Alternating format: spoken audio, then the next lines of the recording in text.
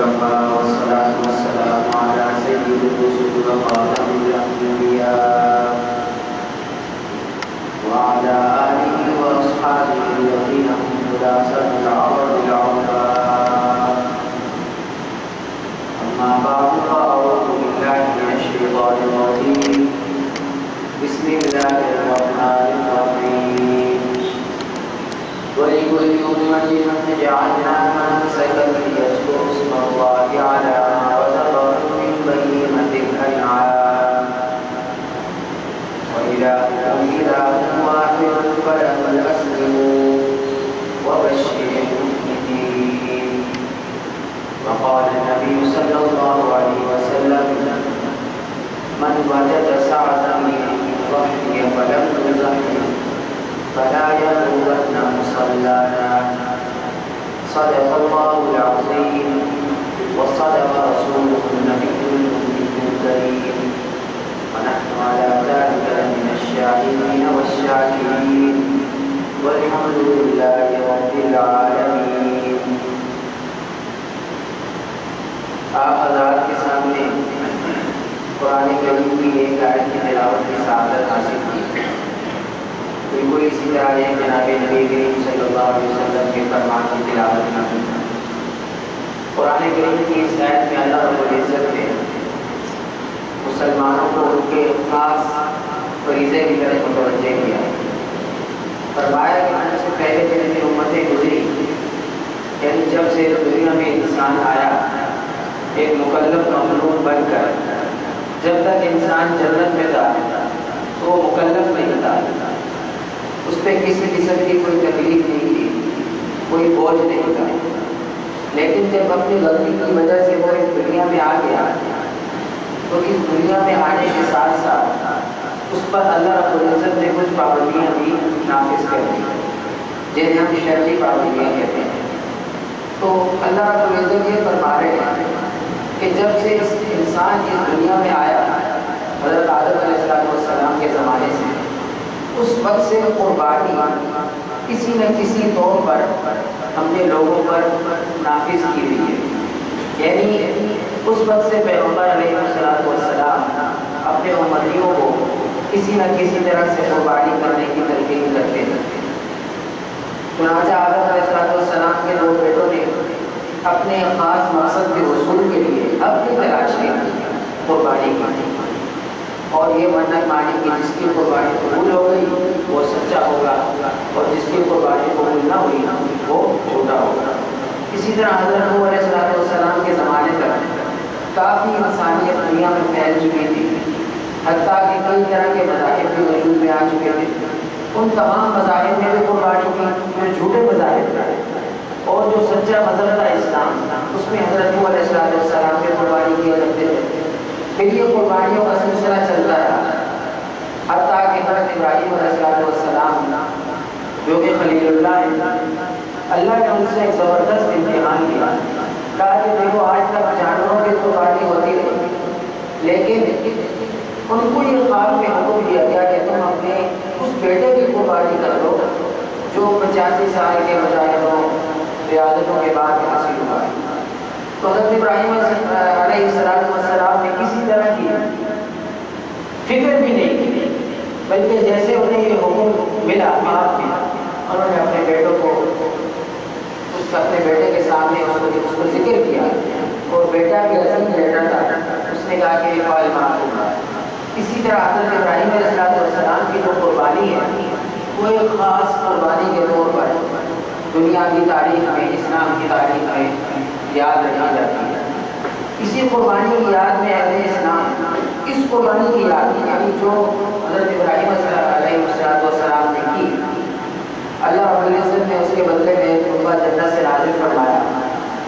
اس کے بعد دنیا میں جتنے بھی مذاہب ہیں، یہودیت رہی یا عیسائیت رہی یا اسلام ہے جو برحق مذہب ہے، اس میں اس قربانی کی یاد میں قربانی کی جاتی ہے.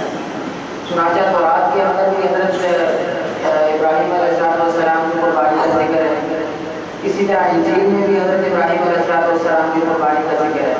تو یہ جو بہت عظیم قربانی ہے، اپنے بیٹے کو اپنے ہاتھ سے ذبح کرنا یہ آسان نہیں تھا. تو اسی کی یاد میں اہل اسلام پر بھی اللہ رب العزت نے قربانی مقرر کی، اور وہ انہی ایام میں ہے جن ایام میں حضرت ابراہیم علیہ السلام نے اپنے بیٹے کو قربانی کے لیے پیش کیا تھا اللہ رب العزت کیا، اور وہ ایام کون سے؟ 10 ذی الحجہ، 11 ذی الحجہ، 12 ذی الحجہ۔ کل بھی جیسے بات ہوئی تھی اس قربانی کی حیثیت کیا ہے، تو اس کو آپ بالکل ایک سطر میں یاد رکھ سکتے ہیں کہ مخصوص لوگوں کا مخصوص نیت کے ساتھ مخصوص ایام میں مخصوص جانوروں کو اللہ کی راہ میں قربان کرنا۔ مخصوص لوگ کون سے؟ مخصوص لوگ وہ ہیں، پہلا تو اس میں خصوصیت یہ ہو کہ وہ مسلمان ہیں، کیونکہ کافر جو ہے چاہے وہ جتنے مجاہدے کر لے، ریاستیں کر لے، قربانیاں کر لے، مال خرچ کر دے، وہ اللہ کے قریب نہیں ہو سکتا۔ کیوں کہ کفر کے اندر جو کفر ہے اس کے اندر اللہ تعالیٰ کے سے قریب ہونے کا ملکہ نہیں ہے۔ مومن جو ہے وہ پھر اصل جو ہے وہ اللہ کا ولی ہوتا ہے، اللہ سے قریب ہو سکتا ہے، اور کافر جو ہے اس میں بے نصارت یعنی اصل میں وہ اللہ تعالیٰ کا دشمن ہوتا ہے، چاہے وہ دشمنی کر رہا ہو یا نہ کر رہا ہو۔ اور مومن چاہے وہ گناہگار بھی ہو لیکن وہ اصل میں اللہ رب العزت کا ولی ہوتا ہے، تو اس کے اندر اللہ رب العزت سے قریب ہونے کا ملکہ ہوتا ہے۔ جیسے کسی چیز کے اندر کسی چیز کا ملکہ ہوتا ہے، بجلی کے اندر یہ ملکہ ہے کہ وہ روشنی کرتی ہے، آگ کے اندر یہ ملکہ ہے کہ وہ روشنی کرتی ہے، اس طرح بہت ساری چیزیں ہیں جو روشنی پیدا کرتی ہیں۔ کسی چیز کے اندر یہ ملکہ ہوتا ہے کہ وہ اندھیرا لے کے آتی ہے، اس سے کبھی روشنی نہیں ہوتی۔ اسی طرح جو مومن ہے وہ بھی قربانی کر کے اللہ رب العزت کے نزدیک ہو سکتا ہے۔ پہلی شرط یہ ہے مسلمان ہو، دوسری یہ کہ آزاد ہو، غلام نہ ہو، کیونکہ غلام جو ہے اس کا مال نہیں ہوتا بلکہ اس کے آقا کا مال ہوتا ہے۔ تیسرا یہ کہ مقیم ہو، اور چوتھا یہ کہ صاحب نصاب۔ مقیم اس لیے ہو کہ مسافر پر اللہ رب العزت نے کوئی پابندی نہیں رکھی۔ جو آدمی سفر میں طرح طرح کی سہولتوں میں تو اللہ رب العزت ہمیشہ 2 تکلیفوں کو جمع نہیں کر پاتے، اگر وہ بیچارہ ایک تکلیف میں تو اللہ رب العزت اس کو دوسری تکلیف نہیں ڈالتی ہے۔ اور چوتھا یہ کہ وہ صاحب نصاب یعنی مالدار، اور مالدار اسی کو کہتے ہیں کہ جس کے پاس 7.5 تولہ سونا ہو یا 52 تولہ چاندی کی مالیت ہو، یا 52 تولہ چاندی ہو یا اس کی مالیت ہو نقدی کی صورت میں، سامان تجارت کی صورت میں، یا اتنا ہی مال ہو جو ضرورت سے زائد ہو تو وہ بھی مالدار کہلاتے ہیں۔ تو جو شخص مالدار ہو، مقیم ہو، آزاد ہو، مسلمان ہو، اس پر ان ایام میں قربانی کرنا واجب ہے۔ دوسری بات کہ مخصوص نیت کے ساتھ، اگر اس کی نیت صحیح نہ ہوئی تو بھی قربانی صحیح نہیں ہو سکے گی۔ اگر آپ دیکھیں قرآن کریم میں 8ویں پارے میں اللہ رب العزت نے مشرکین کی قربانی کو بڑے تفصیل سے ذکر کیا ہے کہ مشرکین جو ہے وہ فلاں قربانی کیا کرتے تھے، لیکن عجیب بات یہ کہ وہ 2 طرح کی قربانی، ایک یہ کہ بتوں کے نام پر بھی کرتے تھے اور اللہ رب العزت کے نام پر نہ کرتے تھے، اور اللہ رب العزت قرآن میں فرماتے ہیں کہ فما کان للہ فهو یصل الی شرکائہ، کہ جو اللہ کے لیے ہوتی تھی اگر مال کم ہوتا تو وہ کہتے ہیں کہ چھوڑو اس دفعہ اللہ کے لیے نہیں کرتے، بس اس دفعہ فلاں خود کے نام کی قربانی کر دیتے، اور جو ان کے بتوں کے لیے ہوتی وہ ہمیشہ اس کے لیے قربانی کیا کرتے، کسی صورت میں بھی بتوں کے نام پر قربانی کرنے کو ترک نہیں کرتے۔ تو مشرکین بھی قربانی کرتے تھے لیکن ان کی نیت ٹھیک نہیں ہوتی تھی۔ نیت یہ ہونی چاہیے کہ یا اللہ یہ قربانی آپ کی رضا کے لیے، آپ کی محبت کی، ان صلاتی میری نماز، و نسکی میری قربانی، و محیایا میری زندگی، و مماتی اور میری موت، یہ تمام کے تمام اللہ رب العزت ہی کے لیے ہے۔ تو ایک نیت یہ ہو کہ اللہ رب العزت کے لیے ہو، کسی اور کے لیے نہ ہو، دوسرے کی کوئی لالچ نہ ہو، گوشت کی لالچ نہ ہو، خال کی لالچ نہ ہو، کسی بھی طرح کی اور کوئی لالچ نہ ہو۔ اور تیسری بات یہ ہے کہ نام و منظور کی جو ہے وہ کوشش نہ ہو، ریاکاری نہ ہو۔ ریاکاری سے اس سے بھی عمل باطل ہو جائے گا، فریضہ تو ثابت ہو جاتا ہے۔ فرض اگر کسی میں قربانی واجب ہے تو اس سے قربانی ثابت ہو جائے گی، فریضہ جو اس کا وجوب ہے وہ ثابت ہو جائے گا، لیکن اس کو ثواب نہیں ملے گا۔ تو نیت کو خالص کرنے کے 3 باتیں ہیں، ایک یہ کہ اللہ کے لیے ہو، اور اس کے ساتھ یہ کہ نام و نمود کی اس میں بالکل بھی شائبہ نہ ہو، اور تیسرا یہ ہے کہ وہ گوشت یا کسی اور چیز کی لالچ نہ کرے۔ تو یہ ہو گیا مخصوص لوگوں کا مخصوص نیت کے ساتھ۔ اور پھر مخصوص ایام، پورا سال آپ قربانی نہیں کر سکتے بلکہ قربانی کے ایام ہیں۔ جس طرح ہر عبادت کے کچھ نہ کچھ اوقات مقرر ہے، فجر کی نماز کا وقت ہے، ظہر کی نماز کا وقت ہے، عصر کی نماز کا ایک الگ وقت ہے، اسی طرح قربانی کے بھی ایام ہیں۔ انہی میں قربانی جو ہے، اگر انہی ایام میں کوئی مالدار ہوتا ہے تو اس کا قربانی واجب ہوتی ہے۔ وہ ایام کیا ہے؟ اگر وہ بندہ شہر میں ہے تو 10ویں ذی الحجہ کو عید کی نماز کے بعد سے 12 ذی الحجہ کے دن کے انتظام کرنا، اور اگر وہ گاؤں میں ہے تو پھر وہ 7 دن کے بعد سے 12 ذی الحجہ کے انتظام تک یہ قربانی کا وقت ہے۔ اسی دوران آپ نے قربانی کرنی ہے۔ تو 3 چیزیں ہو گئی، مخصوص لوگوں کا، مخصوص نیت کے ساتھ، مخصوص اوقات میں، اور مخصوص جانوروں کو اللہ کی راہ میں ذبح کرنا۔ ان جانوروں کو اللہ کی راہ میں ذبح کرنا ہے جن کو ہم پالتے ہیں، جو پالتو جانور ہیں۔ وہ کون سے؟ من الضأن اثنین، بھیڑ میں سے مذکر اور مؤنث دونوں، من الماعز اثنین، بکرے کی نسل میں سے مذکر اور مؤنث دونوں، ومن الابل اثنین، اونٹ میں سے مذکر اور مؤنث دونوں، ومن البقر اثنین، اور گائے اور بیل دونوں۔ اور بھینس کا مطلب یہ ہے کہ یہ اس طرح یاد ہے، بھینس ہے، یہ سب جو ہے گائے کی جنس میں سے، اسی کے خاندان میں سے، اگر سائنسی تحقیق سے بھی دیکھیں تو یہ اسی کے خاندان میں سے۔ اسی طرح بکرے کے خاندان میں سے جتنے بھی افراد ہیں وہ سب پالتو کے حکم میں ہوگا۔ اگر دمبے کے خاندان میں سے کوئی ہے تو وہ بھی پالتو کے حکم میں ہوگا۔ تو 4 خاندانوں کو ہم نے اللہ کی راہ میں قربان کرنا ہے، بھیڑ کا خاندان، بکرے کا خاندان، اور اونٹ کا خاندان، اور گائے اور گائے کا خاندان۔ ان کی نسل میں سے، ان کے خاندان میں سے جتنے بھی جانور اس دنیا میں پائے جاتے ہیں ان کو ہم ان ایام میں اللہ رب العزت کی خوشنودی کے لیے قربان کرتے ہیں۔ اس کے علاوہ چاہے جتنا مہنگا جانور بھی ہوگا، حلال ہوگا، لیکن ہم اس کو اللہ کی راہ میں قربان نہیں کر سکتے۔ اب ہرن جتنا مہنگا جانور ہے لیکن ہم اسے اللہ کی راہ میں قربان نہیں کر سکتے کیونکہ ہم نے پالتو جانوروں کی قربانی کرنا ہے۔ اس کے علاوہ یہ جو جانور ہیں ان میں کچھ اور شرائط بھی ہیں، جیسے کہ بکری اور بھیڑ، یہ شرط ہے کہ اس کی عمر 1 سال ہو یا کم از کم اس کے 2 دانت آ چکے ہیں۔ اسی طرح جو گائے اور بیل ہے، بھینس ہے، اس کے اندر یہ ہے کہ 2 سال کا ہو اور 2 دانت آ چکے ہیں، اور اونٹ کا یہ ہے کہ وہ 5 سال۔ تو مختلف شرائط کے ساتھ جب ہم یہ قربانی کریں گے تو یہ صحیح قربانی ہوگی، اور اس میں ہمیں اللہ رب العزت اجر و ثواب سے نوازیں گے۔ اپنی منشا کے ساتھ، اپنی خواہش کے ساتھ قربانی کرنے کا نام قربانی نہیں۔ اس طرح آدمی اپنی خواہش سے نماز پڑھے تو وہ نماز ادا نہیں ہوگی۔ اسی طرح اگر قربانی میں آدمی اپنی منشاہی کرے گا تو اس کو کچھ حاصل نہیں ہوگا سوائے بس اشارہ ہوگا۔ اسی وجہ سے تو یہ ہو گیا مخصوص جانوروں۔ اسی طرح ان جانوروں کو یہ بھی دیکھنا ہے کہ ان میں کوئی عیب نہ ہو۔ عیب 2 طرح کے ہیں، ایک یہ کہ کچھ ایسے اعضاء ہیں جانوروں میں جن میں سے مقصد یہ ہے کہ ان سے کوئی کام لیا جائے، جیسے آنکھ ہے، اسی طرح دانت ہے، ان کی ایک منفعت ہے۔ آنکھ کا مقصد ہے دیکھنا اور دانت کا مقصد ہے کھانا جانور کے اندر، تو ان کی منفعت ظاہر نہ ہے۔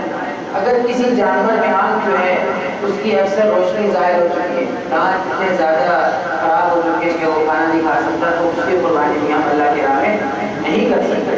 اور دوسرے وہ جانور کے اندر کہ جن میں اتنا خاص کوئی مقصد نہیں ہے بلکہ جانور کی ایک صورت کو برقرار رکھنا ہوتا ہے، جیسے دم ہے اس کی کہ وہ اس کو ایک جو ہے صورت دیتی ہے، اس میں ایک حسن پیدا کرتی ہے۔ اسی طرح اس کے کان ہے تو اس کا یہ ہے کہ دہائی سے زیادہ جو ہے وہ خراب ہونا۔ تو یہ ہو گیا مخصوص لوگوں کا، مخصوص نیت کے ساتھ، مخصوص ایام میں مخصوص جانوروں کو اللہ کی راہ میں قربان کرنا۔ پھر اللہ رب العزت نے اس امت محمدیہ پر بڑی آسانی کر دی۔ پچھلی جتنی امتیں بھی، جس طرح میں نے آپ سے ذکر کیا کہ آدم علیہ السلام سے لے کر اور حضرت عیسیٰ علیہ السلام تک تمام لوگ قربانی کرتے آئے تھے، لیکن یہ لوگ قربانی کا گوشت نہیں کھا سکتے بلکہ اس کو رکھ دیتے تھے، وہ گل سڑ جاتا تھا، جلا دیتے۔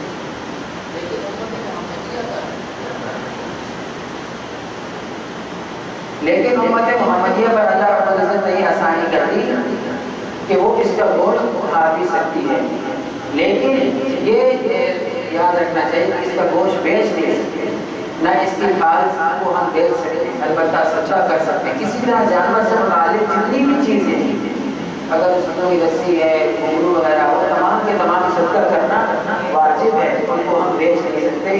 جب آپ نے ایک چیز کی نیت قربانی کے ساتھ کر دی تو آپ اس سے بنیادی کوئی مقصد آپ حاصل نہیں کر سکتے۔ تو اللہ رب العزت نے بہت بڑی آسانی کر دی امت مسلمہ پر کہ وہ جانوروں کی قربانی کے بعد ان کا گوشت کھا نہیں سکتی ہے۔ اس کو اپنے قربانی کی بہت فضیلت آئی۔ اگر ہم احادیث میں دیکھیں، بخاری اور مسلم اور تمام سے آئے تک کی جتنی احادیث کی کتب ہیں، ان تمام میں اس قربانی کی بہت زیادہ فضیلت آئی ہے۔ ایک حدیث میں جناب نبی کریم صلی اللہ علیہ وسلم سے صحابہ نے پوچھا ما ہی الرضاعی، کہ یہ اللہ کے رسول کی قربانی وغیرہ کیا ہے؟ تو آپ نے فرمایا کہ سنت ابیکم ابراہیم، یہ تمہارے والد کی سنت ہے۔ اور بھی پوچھا کہ میرے لیے کیا ہے؟ ہمارا نام دیا۔ آپ صلی اللہ علیہ وسلم نے فرمایا لکل شعرۃ حسنہ، ہر بال کے بدلے میں ایک نیکی ملے گی۔ کتنے بال ہوتے ہیں جانور میں؟ آدمی کسی چھوٹے سے جانور کے بال نہیں گن سکتا، جو کہ چھوٹے چھوٹے حشرات ہوتے ہیں، کیڑے مکوڑے، ان پہ اگر آدمی نہ دیکھے تو بال نہیں گن سکتا۔ تو اتنا بڑا جو جانور ہے اس پر آدمی بال نہیں گن سکتا۔ مثال ہے، سمجھانے کا مقصد یہ ہے کہ بے حساب نیکی قربانی کرنے سے۔ پھر صحابہ نے پوچھا کہ فسلوہ، اللہ کے رسول دمبے میں کیا ملے گا؟ آپ نے فرمایا کہ دمبے کی جو کھال ہے اس کے بدلے میں بھی، اس میں جتنے بال ہیں اس کے بدلے ہر بال کے بدلے میں بھی ایک نیکی ملے گی۔ تو قربانی کی بہت فضیلت ہے، اور قربانی نہ کرنے والوں کا وعید بھی، جس طرح میں نے آپ کے سامنے حدیث پڑھنے کی ساتھ حاصل کی، فرمایا کہ من وجد سعۃ لن یضحیہ، جس کے پاس مالداری تھی، آسانی تھی، وسعت تھی، اس کے باوجود اس نے قربانی نہیں کی، فلا یقربن مصلانا، تو وہ ہمارے عیدگاہ میں نماز پڑھنے کے لیے ہمارے ساتھ شریک نہ ہو۔ تو یہ وعید ہے۔ اللہ رب العزت کا طریقہ یہ ہے، اور اللہ رب العزت نے اپنے پیغمبروں کو بھی یہی سکھایا کہ وہ دو طریقے سے لوگوں کو راغب کرتے ہیں۔ ایک بشارت دیتے ہیں، خوشخبری دیتے ہیں، دیکھو یہ عمل آپ کرو گے آپ کو یہ فائدہ ہے، یہ دنیا میں فائدہ ملے گا، یہ آخرت میں فائدہ ملے گا، طرح طرح کے فوائد کی جو ہے وہ خبر دیتے ہیں۔ دوسرا یہ ساتھ یہ بھی کہتے ہیں اگر یہ عمل نہیں کرو گے تو یہ نقصان ہوگا، آخرت میں یہ نقصان ہے، دنیا کے اندر یہ نقصان ہے۔ تو جو شخص قربانی نہیں کرتا آخرت میں تو اللہ رب العزت اس سے پوچھے، لیکن دنیا میں اس پر وعید دے کہ وہ عید کی نماز کے لیے نہ، اگر وہ استطاعت رکھتا ہے، اگر وہ غریب ہے تو اللہ رب العزت نے اس پر قربانی واجب نہیں کی، بلکہ وہ خود مستحق ہے تو اس پر قربانی واجب نہیں ہے، وہ عید کی نماز میں شریک ہو سکتا ہے۔ اسی طرح جناب نبی کریم صلی اللہ علیہ وسلم نے فرمایا کہ یہ جو جانور ہے جس کو ہم اللہ رب العزت کی راہ میں قربان کر دیتے ہیں، یہ جانور فنا نہیں ہوتا، کیونکہ یہ اللہ کے ساتھ ہو گیا، اللہ کے ساتھ مخصوص ہو گیا، اللہ کے نام کے ساتھ مخصوص ہو گیا، تو یہ جانور اب اس میں فنا نہیں رہتی، ایک بقا آتا ہے، اور وہ بقا یہ کہ میدان حشر میں یہ جانور جو ہے وہ قربانی کرنے، جس کو اس نے قربانی کی ہے اس کے لیے سفارش کرے، اور اس کی تمام چیزیں الگ الگ سفارش کریں، بے قرونیہ، اس کے سینگ جو ہے وہ الگ سفارش کریں گے، بھی اشعاریہ، اس کے بعد الگ الگ کریں گے کہ اللہ اس نے مجھے تیری راہ میں قربان کیا تھا، اور یہ عمل اس نے خالص تیری رضا کے لیے کیا تھا، آج تو اسے بخش دے، آج اس کے لیے جنت کا فیصلہ لکھ دے۔ اسی طرح بھی ازلار دیا، اس کے خون وغیرہ اور جتنے اس کے اندر جو سامان ہے، جو زائد سامان ہے، وہ تمام کے تمام جو ہے اللہ رب العزت کے یہاں گواہ بن جائے گا اور آدمی کو جنت کے اندر لے کر جائے گا۔ ان تمام احادیث فضائل و مسائل سے یہ معلوم ہوتا ہے کہ قربانی کرنا کتنا اہم ہے، اور اگر کوئی شخص استطاعت کے باوجود قربانی نہیں کرتا تو اس پر کتنی وعید ہے۔ ہمیں یہ دیکھنا چاہیے کہ اگر ہم مالدار ہیں تو ہم قربانی کی فکر کریں، اگر ہم مالدار نہیں ہیں تو ہم عید کی نماز اور اس کے علاوہ دیگر عید کی خوشیوں میں شریک ہو جائیں، اور جو یہ خوشی کا موقع آتا ہے جو کہ دونوں خوشیوں میں اللہ رب العزت نے فرمایا کہ ہم عبادت کریں، اسی طرح اہل اسلام کو یہ چاہیے کہ عید کے ایام میں ان میں خصوصی جو ہے وہ اللہ رب العزت کی طرف ضرورت کرے اور بنیادی کاموں سے اور لمحوں سے پرہیز کرے۔ عید کی نماز میں آپ کو پتہ ہے اذان اور اقامت نہیں ہوتی، تو انشاءاللہ بس یہ نماز پڑھی ہو جائے گی، اور اس کی نیت یہ ہے کہ 2 رکعت نماز پڑھی تو نماز ظاہر تکبیرات کے پیچھے استعمال کی۔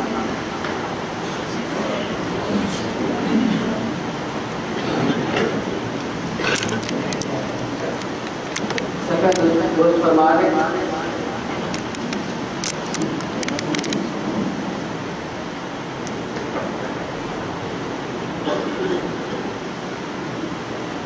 اللہ اکبر۔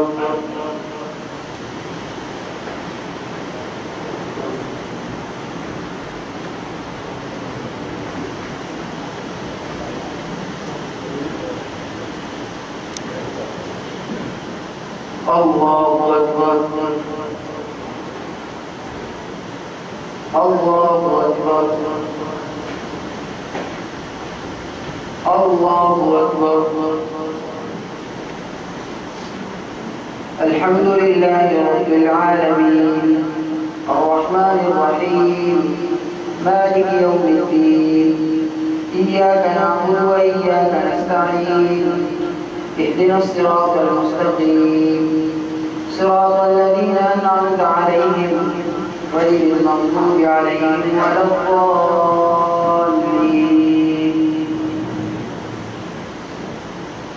والضحى والليل إذا سجى ما ودعك ربك وما قلى وللآخرة خير لك من الأولى ولسوف يعطيك ربك فترضى ألم يجدك يتيما فآوى ووجدك ضالا فهدى ووجدك عائلا فأغنى فأما اليتيم فلا تقهر وأما السائل فلا تنهر وأما بنعمة ربك فحدث الله أكبر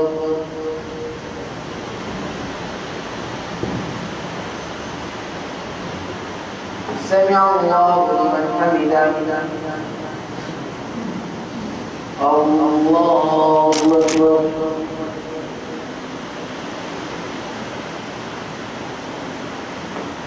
الله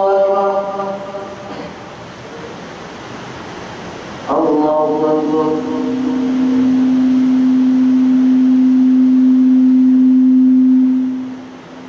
الله أكبر الحمد لله رب العالمين الرحمن الرحيم مالك يوم الدين إياك نعبد وإياك نستعين اهدنا الصراط المستقيم صراط الذين أنعمت عليهم غير المغضوب عليهم ولا الضالين ألم نشرح لك صدرك ووضعنا عنك وزرك الذي أنقض ظهرك ورفعنا لك ذكرك فإن مع العسر يسرا إن مع العسر يسرا فإذا فرغت فانصب وإلى ربك فارغب الله أكبر الله أكبر الله أكبر الله أكبر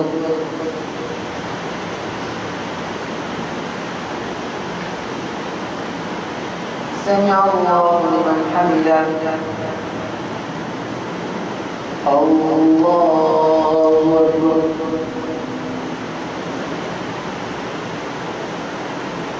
الله أكبر الله أكبر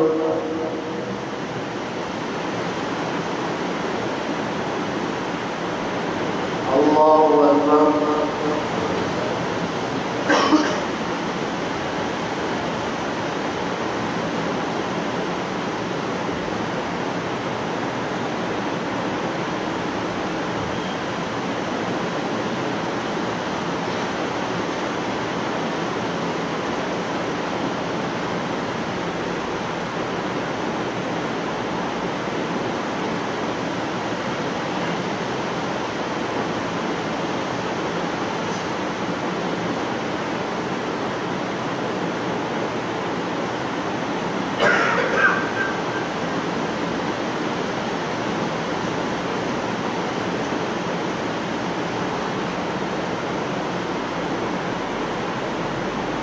السلام عليكم ورحمة الله. السلام عليكم ورحمة الله.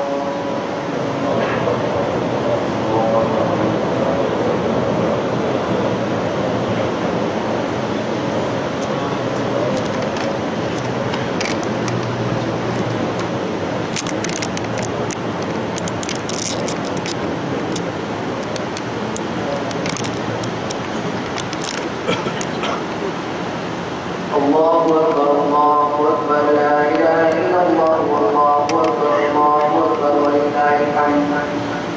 الحمد لله نحمده ونستعينه ونستغفره ونؤمن به ونتوكل عليه ونعوذ بالله من شرور أنفسنا ومن سيئات أعمالنا ونشهد أن لا إله إلا الله وحده لا شريك له ونشهد أن سيدنا وسندنا ومولانا محمدا عبده ورسوله.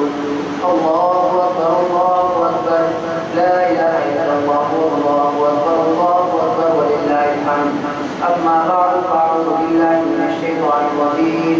بسم الله الرحمن الرحيم. ولكل أمة جعلنا منسكا ليذكروا اسم الله على ما رزقهم من بهيمة الأنعام. صدق الله العظيم. الله أكبر الله أكبر لا إله إلا الله والله أكبر الله أكبر ولله الحمد. فقال النبي صلى الله عليه وسلم: من وجد ساعة يزحي فلم يزحي فلا يقربن مصلانا. وصدق النبي صلى الله تعالى عليه وسلم. الله أكبر الله أكبر لا إله إلا الله والله أكبر الله أكبر ولله الحمد. بارك الله لنا ولكم في القرآن العظيم ونفعنا وإياكم بالآيات والذكر الحكيم. أستغفر الله لي ولكم ولسائر المسلمين فاستغفروه إنه هو الغفور الرحيم.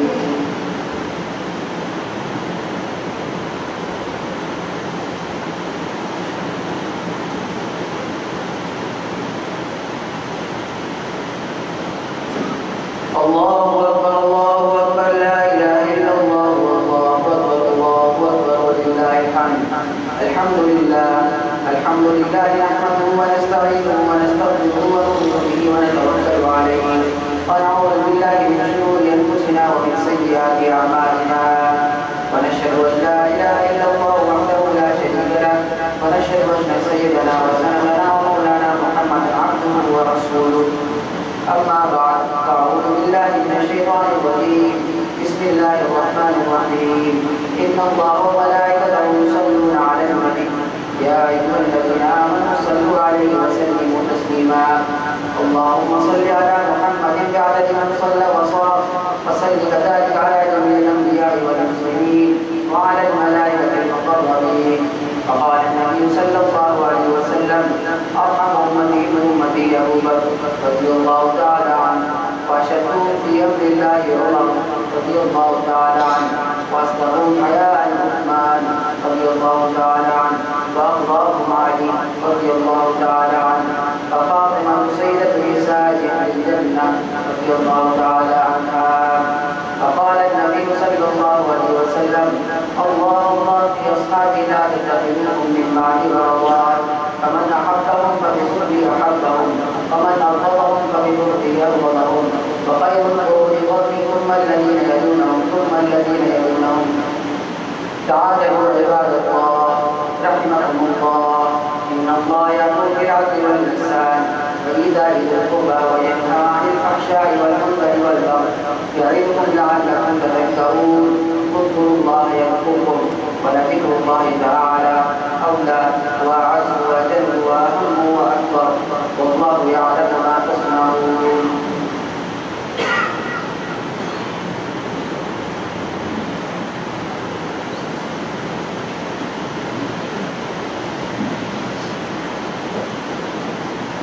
الحمد لله رب العالمين والعاقبة للمتقين والصلاة والسلام على سيدنا محمد وعلى آله وصحبه.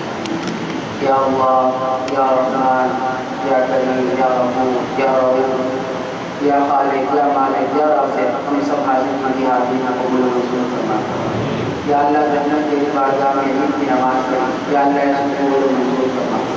یا اللہ یقیناً اس کے پڑھنے میں یا اللہ بہت ساری کوتاہیاں ہو گئی ہوں، یا اللہ ان تمام کوتاہیوں کو معاف کرنا، یا اللہ تمام مسلمانوں کی مغفرت کرنا، جتنے مسلمان آج تک اس دنیا میں آئے ہیں یا اللہ، اور جتنے آنے والے یا اللہ ان تمام کی مغفرت کرنا، یا اللہ ہمارے والدین، ہمارے اساتذہ، جو اقارب، جتنے بھی یا اللہ جو مسلمان اس دنیا سے چلے گئے یا اللہ ان کی خصوصی مغفرت کرنا اور ان کی لغزشوں کو معاف کرنا، یا اللہ ہم سب کو آخرت کی فکر نصیب فرما، نیک کام کرنے کی توفیق نصیب فرما، جنت میں لے جانے والے یا اللہ جتنے کام ہیں یا اللہ ان کو بجا لانے کی توفیق نصیب فرما، اور جو کام جہنم کے لیے جہنم کی طرف لے کے جاتے ہیں یا اللہ ان سے بچا لے، یا اللہ ہمیں نیکی والی زندگی نصیب فرما، اچھائیوں والی زندگی نصیب فرما، یا اللہ جتنے ہم میں سے جتنے لوگ بیمار ہیں یا وہ مسلمان جتنے بھی یا اللہ بیمار ہیں دنیا میں طرح طرح کے امراض میں یا اللہ کی طرح ہے، ان تمام کو شفاء کاملہ عاجلہ مستقبلہ نصیب فرما۔ اسی طرح جتنے مسلمان اس دنیا میں مختلف تکلیفوں میں ہیں، اسی طرح کی پریشانی میں، اسی طرح کے مسائل میں یا اللہ، ہر طرح کی مصیبت، ہر طرح کی پریشانی کو یا اللہ اپنے فضل و کرم سے، اپنے رحم و کرم سے یا اللہ دور کر دیجیے۔ آپ ہی دور کرنے والے ہیں، تمام مشکلوں کو آپ ہی آسان کرنے والے ہیں، یا اللہ جتنے لوگ بے روزگاری میں ہیں یا اللہ ان سب کو اس کے حلال کے روزگار نصیب فرما، جتنے بے اولاد ہیں یا اللہ اس اجتماع کی برکت سے ان کو نیک صالح اولاد نصیب فرما۔